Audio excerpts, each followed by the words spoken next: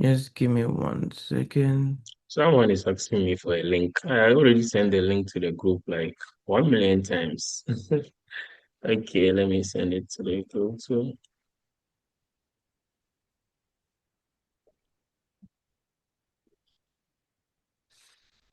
I want to share something, but Okay, sure, please. unless I've unless started I share recording. my whole desktop.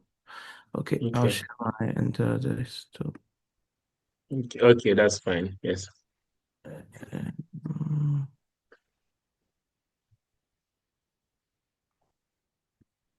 So all of you guys have switched to Apple. I don't know why. I know, say what happened to sticking to Windows? As in, I never What? made a case for sticking to anything. No, we I thought we are all gonna stick to Windows, but all of you guys are switching to Apple. I don't know But look at why. the phone you are using. Oh, the phone is iPhone, right? Don't worry, I will change it. Please continue.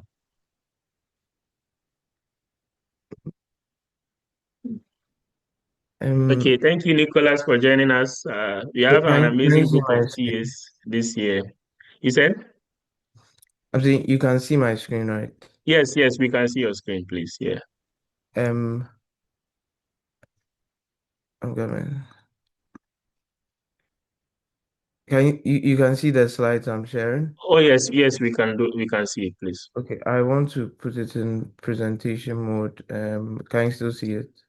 Yes, we can still see it. Continue, please. Okay, so when you So start, before you start, let me introduce you. So hello guys, I welcome you all to the Economist weekly presentation. As you are all aware, we invite past students of KNUST, and sometimes we have guests from other institutions to come and share with us their research. The goal is to be able to share with ourselves some of the research that we are doing so that we can learn from each other and also share some insight with each other. And if you are interested in what someone is doing, you can reach out to the person at a later date so that you can either take something from his research or share some of the contribution we may have. And today we are honored to have with us our and I know say Sapon was the top student in the 2022 economics group, and he did his MA in Canada. I think he just graduated this year, last year, and is going to share with us his research today. And as you can see, the research is about the AI gap, exploring the relationship between the occupation's AI exposure and the gender wage gap. I'm gonna give Nano say the platform so that he can continue to share with us what he have for us. Please, Nano say you can continue. Thank you for your time. okay. Thank you very much, Mazuk. I'm going to share my work on the said topic on the screen. So, in recent times, there's been a lot of buzz about AI, and so my work draws upon earlier work that has been done on technological change in the field of labor economics. So, when you look at in earlier times, when they were talking about occupational change and the effect of technology on occupation, it was mainly on how computers would affect the demand for skills. And we see Alta Levy and Manning doing extensive work on it. The main groups of jobs that they felt were going to be affected was um, routine manual tasks. So certain tasks are manual, right? But some of them are not routine. Some are routine. And the routine manual tasks, as well as some cognitive tasks, were the ones that were seen to be substituted away from, as opposed to the non-routine manual tasks, which require human dexterity and certain things that computers find it hard to replicate. So in recent times, this AI buzz has drawn a lot of attention to the potential effect on the labor market. And most people, for example, Tyson and Zessman, speak of how AI is going to have a different impact, where this time it's going to be on specifically cognitive tasks but for routine cognitive tasks, tasks that are supposed to use a bit of the brain but are routine, so they happen over and over again. And I'll speak more on that. So one thing that I decided to look at was the gender wage gap and occupational sorting. In most occupations, men earn more than women for a number of reasons. And one of the most important reason that most studies have been able to unearth is that it's mainly because of the kind of occupations we sort into, the kind of occupations we generally tend to enter. And we all know men and women, usually based on their own strengths, sometimes their own interests, and sometimes societal norms cause them to sort differently into different occupations. And this results in different a gender wage gap. And the fact that these occupations have different exposures to AI would or could have implications for the gender wage gap moving forward. So there are two main questions I decided to look at. I first wanted to see the association between AI exposure and then uh, and wages, and then how the relationship differs between men and then women. And then I also would do the standard blind or Haka decomposition to see the percentage that is accounted for by each group in AI and all sorts of stuff. Yeah. So I use two main data sources. Initially, I wanted to use Canadian data, but it's easier to get data from the United States. For Canada, you need to use the Research Data Center for to access some of the administrative data. To get my work done quicker, I went to the US data. So I used the American Community Survey from 2019 to 2023. And I use the ONET, Occupational Information Network. That's where I get information about the occupations, the ability, skills, and um, merge it onto the measurement of AI measures. So we'll get more into that. So yeah, the AI measure.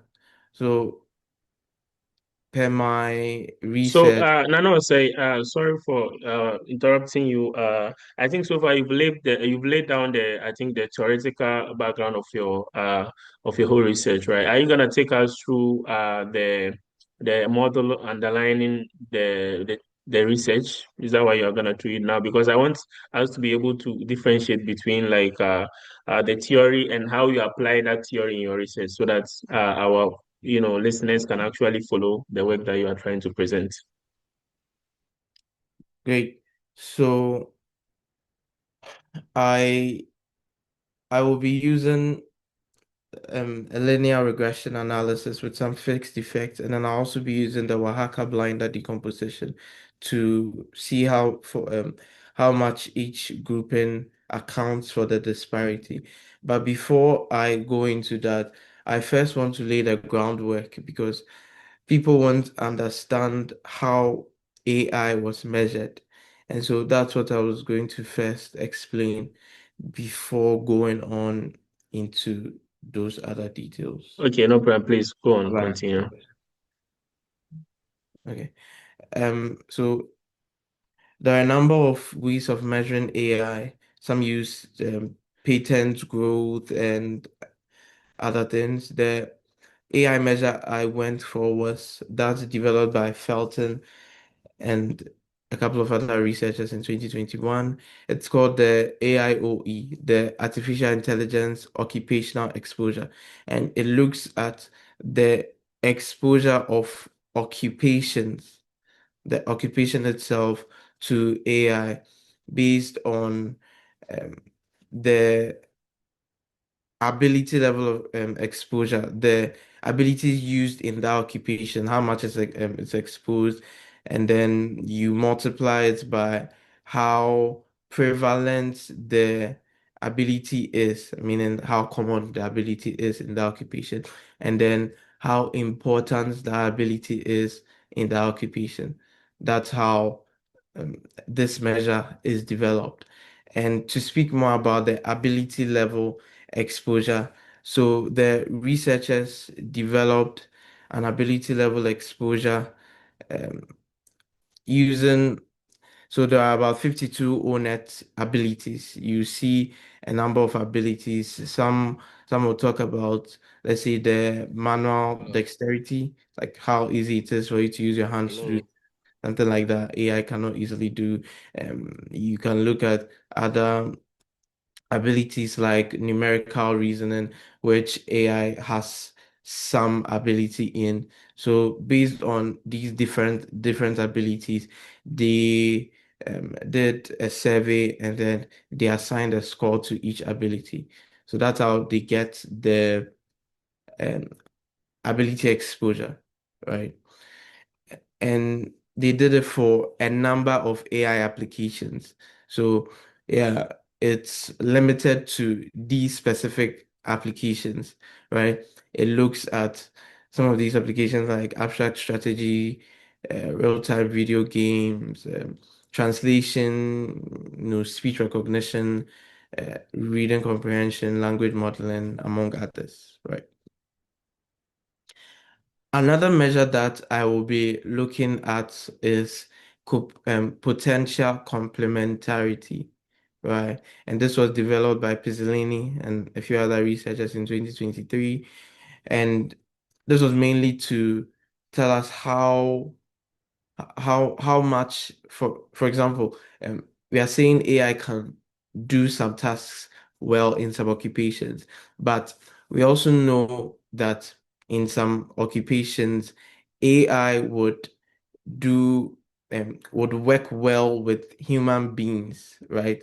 As opposed to totally taking over the task being done, right? So this measure is to incorporate complementarity in the research, and it looks at um, a number of aspects where we would see how AI would work well. So in terms of communication, whether it's face to face, a person would be better than AI. When it comes to responsibility for outcomes, people would want a human being to do something if the outcome is much more consequential than if it wasn't, then an AI could have done it, among others. So depending on the application, AI could work well with humans. In others, AI would be better suited to doing it alone. And others, human beings do it better, right? And then we move on to one important measure I would also have in my research, which is the complementarity adjusted AIOE, where we try to develop a single measure where we account for both the occupation's AI exposure and how much AI would complement it. So you see over there that I've written that it's agnostic, which is a term which simply means we are not saying that uh, we are not giving this simple black and or white picture where we say AI is good or it's bad. This is just adjusting it downwards to account for the fact that although it could be AI could do some tasks better in some occupations, it's also adds up to the skills of people in some occupations as well. I hope you get me. So moving on, based on the AI measure and the complementarity measure, we'll be developing categories for which I would introduce dummy variables for. And because of that, I'll tell you how these AI categories are developed. So there are three categories. We have high exposure, high complementarity, high exposure, low complementarity, and then low exposure. So for high exposure, we consider an occupation as high exposure if your AI score is above the median AI score of all the occupations. Mm. And you are also considered high complementarity if your complementarity score is considered high, sorry, above the medium, above the median among all the occupations. And then um the other taxonomies follow suit. I hope you're following. Yes, please. Um, so these are my sample restrictions. I won't go too much into details. They're very simple. Okay. Yeah. And then this is the main model I use. The linear regression analysis will just show the association between, wages and the variables that I'm putting in the model. And then in labor economics, one way of doing a decomposition is the blinder Oaxaca decomposition, where I used to tell the percentage that each factor would account for. Yeah.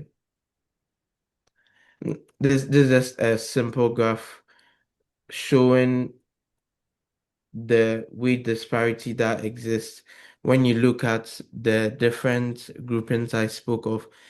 The wage gap still exists, and it's even the widest in the middle grouping. Those who have the high exposure to AI but have low complementary to AI. You can see that that's Mm. the group where there exists a much larger gap between the wages earned by men and that of women. At the same time, very interesting figure I had in my research, you'd see that when you look at the complementarity adjusted AIOE, and then you look at the average occupational log wages. Every bubble represents an occupation here. It doesn't represent a person. Mm. It's an Okay. occupation. Where the larger Okay. bubbles represent more people being in that occupation, right? You see that for men, there exists a positive relationship, while for women, there exists a negative relationship. And I'll get more into that. Okay. Yeah. So this was my main regression table.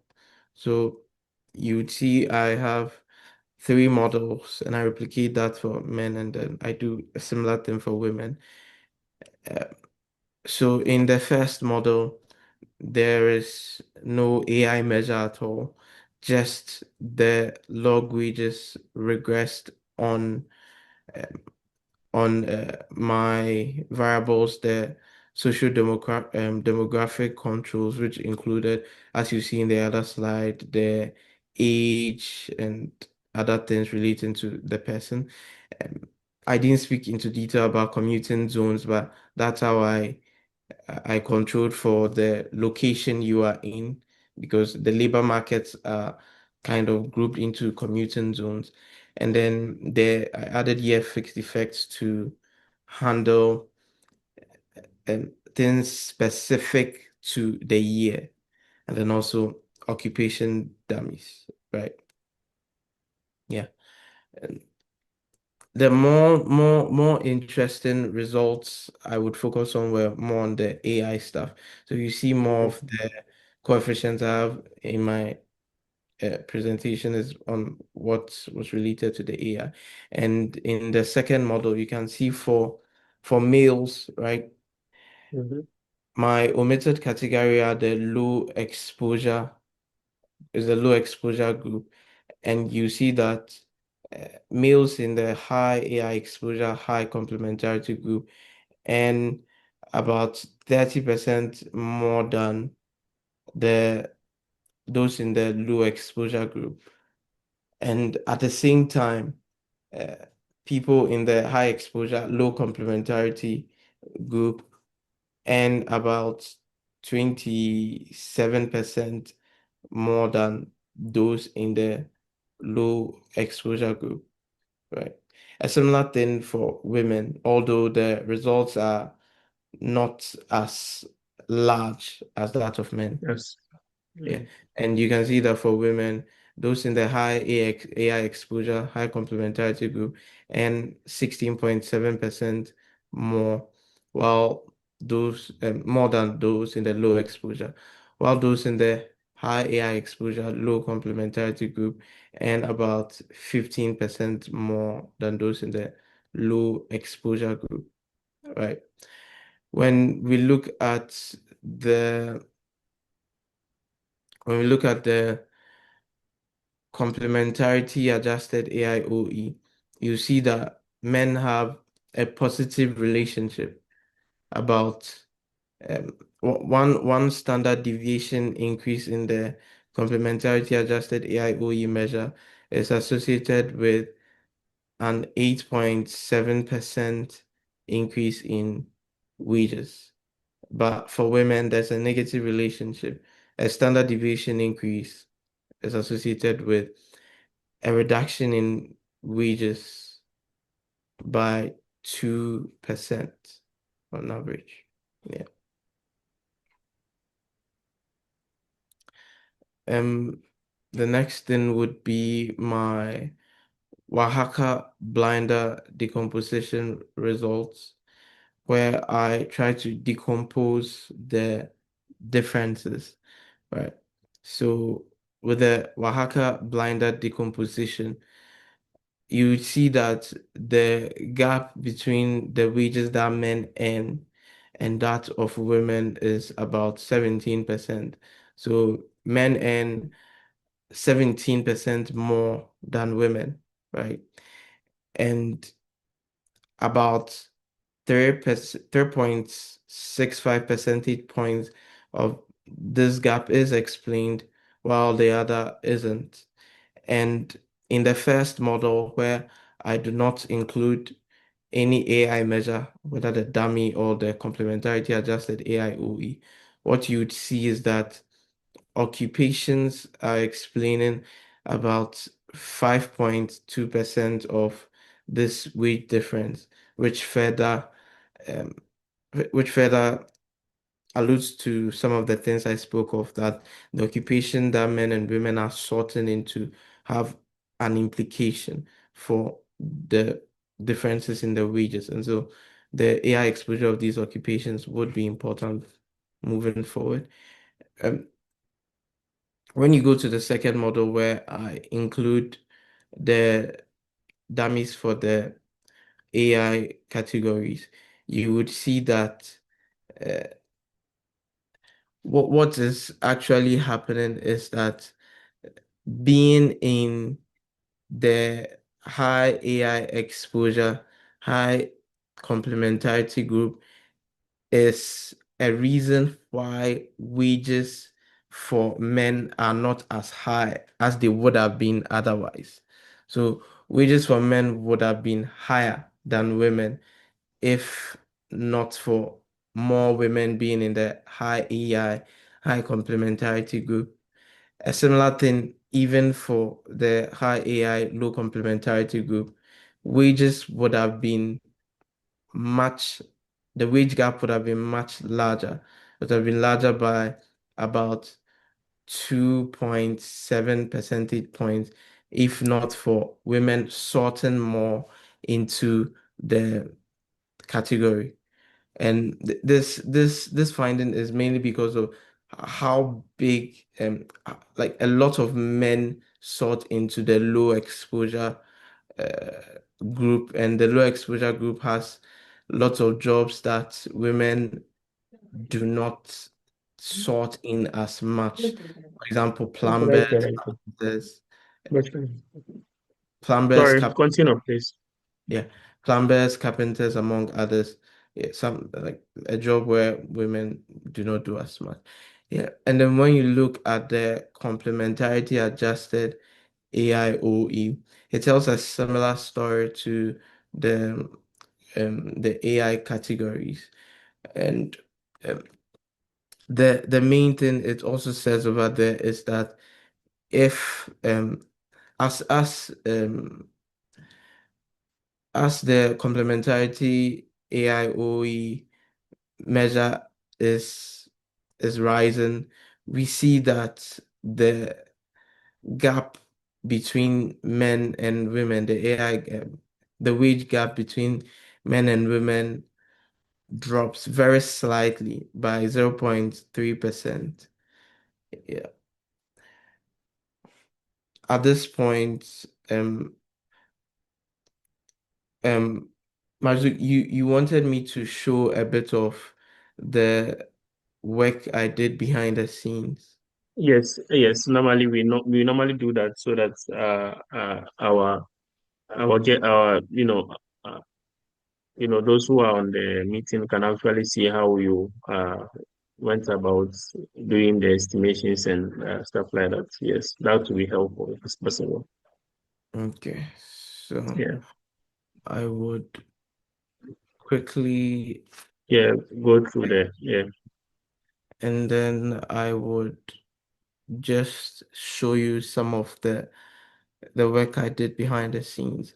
I mainly use data for this work. Okay, okay, Mhm. That's the tool my supervisor prefers the most. And the first thing was to find the AI measure. So I had to try and get the AI measure that um, was used by Felton et al. It's I won't say difficult, but you won't get the final thing, but you get their document on the matrix they use to uh, how do you get it? The matrix they use to how do you even explain it? The matrix they use to evaluate all the skills, right? okay, Um, okay. yeah, and then I had to kind of use the um, you see the formula they give in there. I had to kind of use it Yeah, to reconstruct the actual AIOE measure. So this thing you see over here, the AIOE measure, I kind of yeah, had to reconstruct it. And I did that from, so you see this here, I my Stata file has kind of expired. So let me use VS Code to open it.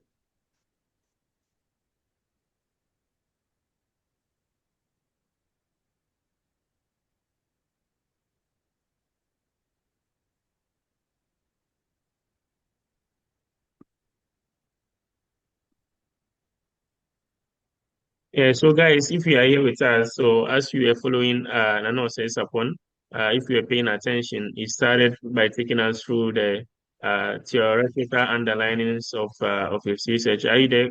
Okay, he's trying to get the file. So after that, he took us through the model, how it has been done, and how he used what was available empirically to conduct his research. So if you were with us, he took us through some of his results and explained what some of the results actually represent. So right now, after you are with us, he's trying to show us, which we normally encourage for those of us here on Economics Weekly. We normally want to see how our guests went about, getting the results that they did and what we can learn from uh, some of the stuff that they also used. And that is what he's trying to do right now. He's trying to take us through how he constructed the IOE and how he used it in his research. Yes. Yeah, so So, Marzu, so yes, yes, please. yeah, so some of the occupations have been broken down, expanded, and some taken out.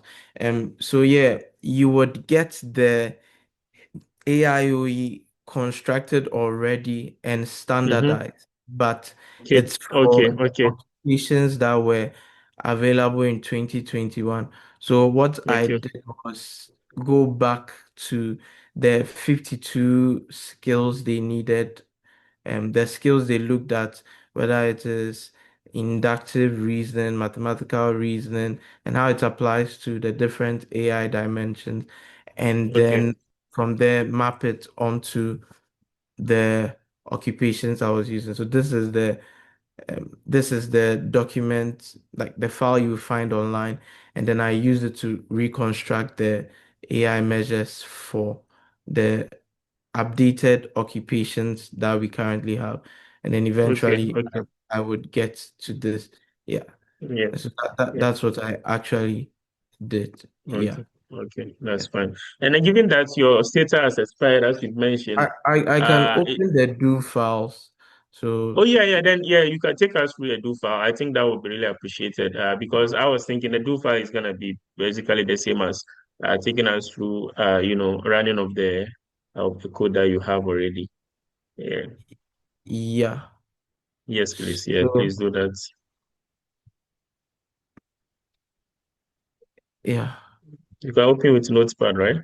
Well, I don't even know much. I thought you are using I thought you are using a Windows computer. I'm talking about Notepad. Okay, we have it here. Okay. Please, Nana, can you zoom it a bit? I don't know whether it's only my screen, but it's a bit yeah, my eyes is not that good. Okay. Mm,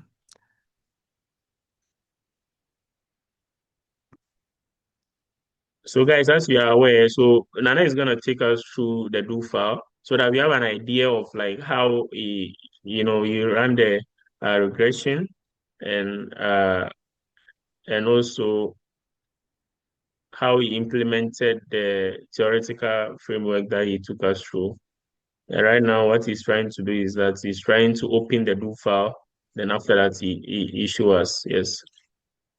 So I think yeah, okay, you have it. Okay. Okay, I think this is better. Yeah. this is better. Yeah, yeah, this is better. Yeah. Okay. Okay. So this is me trying to construct the AI measures, right? So I start with the complementarity measure, right? And Mm. I I don't even know what's exact thing to explain right now, but Maybe okay, you can just show the regression that you ran and also the how do you call it, the second one that you did. You did two okay, so regressions, you right? guys don't Just need the the cleaning and all decomposition. of that. No, the cleaning is fine, because cleaning is relative. Everyone with his own style of, cleaning data, and that one may differ given, what you are handling and the kind of data that you are dealing with, right? So normally the regression mostly is the same thing that we all do. So maybe the regression and the decomposition, I think, will be most important in this. Okay, yeah, in this Okay, situation, yes. Okay, yeah. yeah. So for the regression part, well, I did a kind of a Nana, please, log. can you maximize it a bit so that yes, it is more clearer. Yes, that's fine. Okay, thank you. Yeah. So I start with certain directory using my log file. This is to call the data file. And then I do, how do you call it? I do some simple stuff to put like the stuff into Excel. So Mhm. these are for different tables, yeah. But let me go on to the regression. So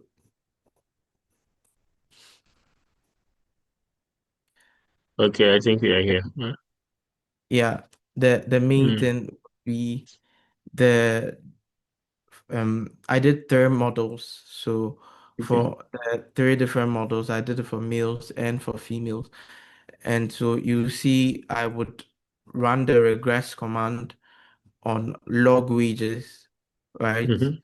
And then I would introduce my social, I just call them social, like the dummy variables representing their social characteristics. So the different education levels, right? And this represented somewhere high school, uh, somewhere university, some master, some PhD. So I created educational dummy variables, occupational dummy variables. I just put a star there because the occupations are a lot. So if I am to type all of them, it would fill up the code. So I just put a star there, and then 1, 2, 3, 4, 5 would just follow till all the occupation dummies were done. And then yeah, in how do you call it? In labor, we usually add a squared age, even though you add age, because we take it that even though as you are growing, your wage increases, it's not a linear relationship. So the squared age handles that. And then I added marital status, whether married, separated, divorced, widowed, and then a bit of race because sometimes your wage would be affected by your race, whether you're Black, Hispanic, Asian, or other race. And then this Okay. would handle the years. There were also lots of year dummy variables, so the star would account for the multiple ones. And then the commuting zones to take care of the location specific uh, characteristics. So commuting zone, and I put a star in addition to it. And then I put this clause there, if male is equal to 1, so that that regression would only be done for males, right? And then I had to incorporate the weights because different occupations had a different number of people in the occupation. So I had to handle the weights, right? And Mm. then yeah, Yeah. I use outreg to put the regression into an Excel sheet. Yeah. Mm. And so I did a similar thing where you would see in the second regression, I put AI dam 1 and AI dam 2. And AI dam 1 just represents the high exposure, high complementarity grouping. And then the AI dam 2 was the high exposure, low complementarity grouping. And then the low exposure group was the AI dam 3, which I omitted, right?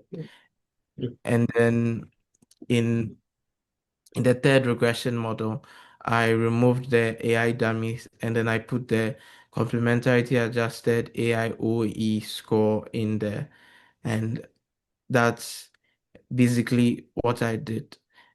Yeah. I think you So, run similar regressions, right? Given the regressions that you run, I think they are similar, just that we have different categories for men and women, right? yeah, yeah, Yeah.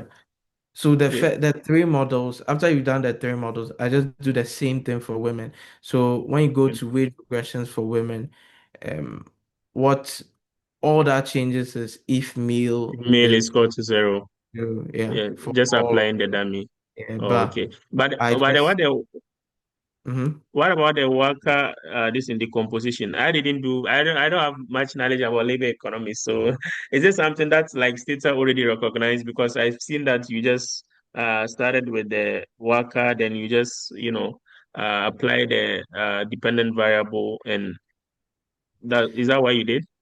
Yeah, so there is like how people make packages and then or make their own Yes. command.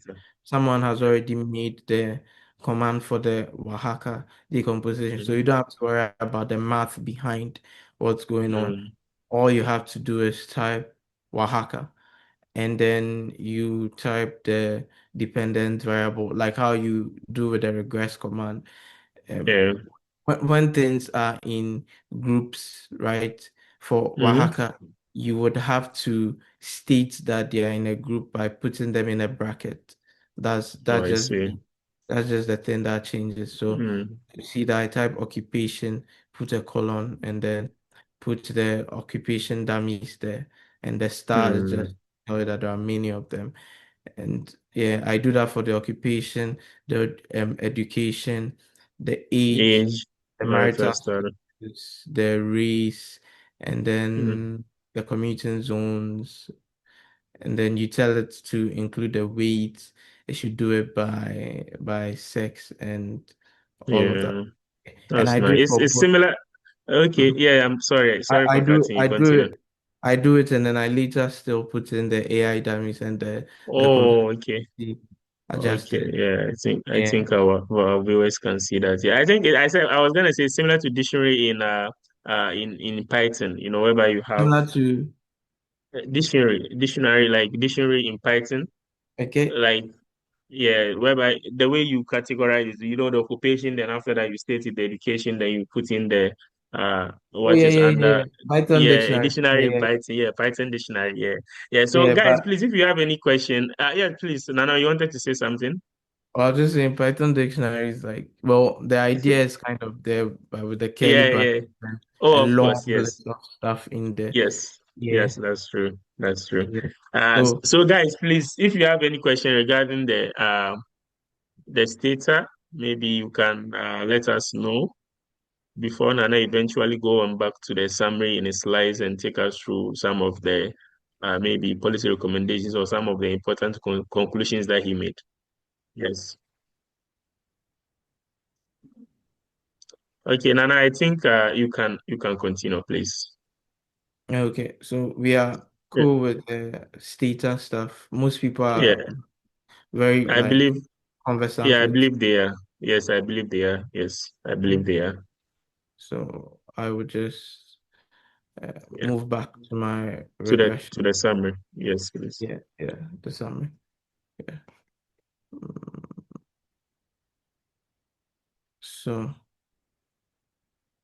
so for the summary, I said that the there are gender differences in the association between wages and then AI after you adjust for complementarity. We saw um, in one of the earlier graphs that one is showing a positive relationship. Men see a wage increase, while women are seeing a wage reduction as the complementarity adjusted AIOE is increasing. That was one key finding.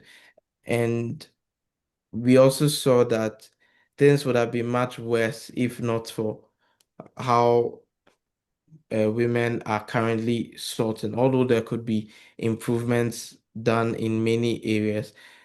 Because women sort into the high exposure, high complementarity, and then the high exposure, low complementarity a lot more, it helps reduce the gap, right? And we also see that the gender pay gap would have been wider if men had the same average complementarity CAIOE scores as women do. Although men had a positive relationship, women had a much higher score. That's one thing that you would see in my back work. And Okay. if men had a higher score, the gap would have been worse. That's one thing that I found out. Um, Back then in my policy in my work, I didn't really give a lot of policy recommendations. But Okay, one no thing, problem. yeah, but one thing you would see is that uh, a lot of the issues come from the concentration of women in particular occupations, like the occupations sort Mm, I've been speaking on. And okay, traditionally, women tend to sort into very administrative roles as that one opposed is true. as opposed to men sorting Yeah. into um, roles that could be sometimes a bit more hands-on or a bit more technical, right? Okay. And AI has no way of doing the hands-on stuff. like a carpenter will not be affected. Yeah. And um, should I say the more technical stuff like like an engineer's work, AI Mm. would not be able to totally do everything, but would need the human element, as That's opposed to true. some of the functions that are done in admin, like responding to customer inquiries and drafting emails, which AI could do on its own. So Mm. like in this modern age, yeah, a lot would be done in terms of trying to get people across board to adopt AI in their workflows, try to see how they can improve their workflows. But then again, um, hopefully, women would not be, how do you call it, intimidated by certain occupations because now you have an AI assistant to guide you through many of the technical aspects so that this wage gap can be narrowed as time goes on. Thank you. Thank you so much. We appreciate you, Nano says upon, and this is a very important work that you've done. If I remember correctly, the woman who won the 2023 Nobel Prize in Economics, her work was on I think labor economics. She was looking at gender differences in wage or something like that. I don't know if someone can come in and Yeah, actually she's the clarify one. that. She's the Her name one. was Claudia. She's the one, right? Yeah, Claudia, I reviewed Yes, her paper yes, some when I of was her work. in this week. Yeah, Yeah. So yeah. I mean, to win a Nobel Prize in this field shows how much how much important this field is, and the growing attention that economists have been giving to that area of labor economics recently. So thank you Nana so much for this wonderful presentation. And once again, guys, please, I would like some of you to come in if you have any questions. Even if you don't have any questions and you have any contributions or anything that you would like to say, we'll pretty much appreciate you. Or I have to call names. Vanessa, would you like to say something before we end this session? I think we lost Vanessa. What about Lauren? Lauren, are you there? Lauren is also from the 2022 Hello. economics year group. Yes, Lauren, we can hear you. Please continue. We'd like Hi. to see you too, if that is possible. Okay. Hello. Sorry about that. That's fine. Please That was a continue. good work. Okay. And also you did a good work. It's quite impressive. Thank Um, you. Yeah. I'm just curious, your work has different focus, but I wanted to find out in relation to the year, as in was there I realized that your work is started from 2019 to 2023. So that was like during COVID. Was there any impacts was there any funny results or strange results when you controlled for the year? I'm just curious. Oh, you wanted to see like if there were like different results based on the year. Yes. Okay, so Considering it was during COVID as well. yeah, mainly I did see that COVID could be put in there, but if I do put in a dummy variable for COVID, I'm at the same time controlling for a year with a year fixed effect. So one of them would eventually have to be dropped because the two of them will be capturing similar things. Like the year fixed effect will capture every other thing that the model did not cater for. But um, so if you go on to the year, I can show you what happened there, but you won't really see very funny results. I won't say they are funny results. Um, when I go to say final. mm,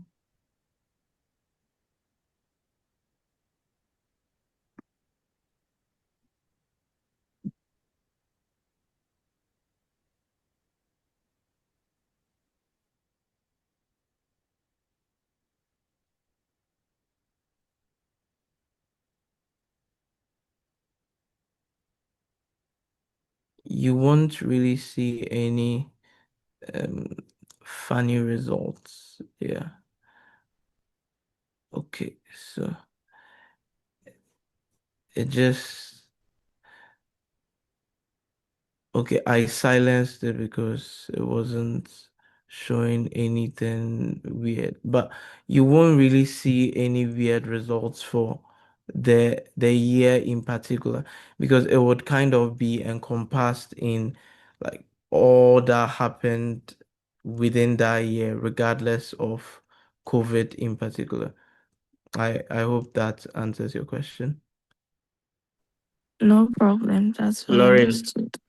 Okay, I think Lauren. Okay, so Nana, thank you for everything. And guys, please, would like you to stay with us on Economics Weekly. As we promised you last year, we are hoping to see if you can be having some classes on Corsa inference analysis in economics, like DID and others.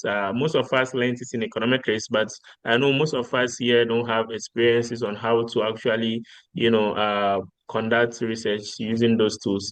So hopefully, next week we'll be bringing you someone from a student of KNUST who was a teaching assistant under Professor John Bosco. As you all know now, he's an associate professor, and he will take us through how to do panel data, analysis. So once again, we thank you, Nana, for your time. If you like to say some few words before you go, we really appreciate that so that we can close this program. Okay, it was a pleasure being here and presenting my work on this. It's very new stuff, and so Yeah, it's very difficult to get a lot of resources in relation that's to true. AI stuff. But yeah, Mm. I am open to any further comments, any further ideas that people would have, and see how I can uh, better suit this work at it. Yeah, thank you. Okay, thank you. Thank you so much, Anna. So, guys, as you heard him say, if you want to provide any comments later on, if you are in the Economics Weekly WhatsApp group page, you can send some of your questions and your contributions there, and I will personally send it through to Nana so that he can also benefit from some of your contributions. Thank you guys so much for joining, and hopefully we are gonna see you next week, same time, same venue, and thank you, and may God bless you. And thank you, Nana, so much for your time, and we really appreciate you so much. Bye, guys. Have a wonderful weekend. Bye bye. Nana, thank you. Bye. Yeah.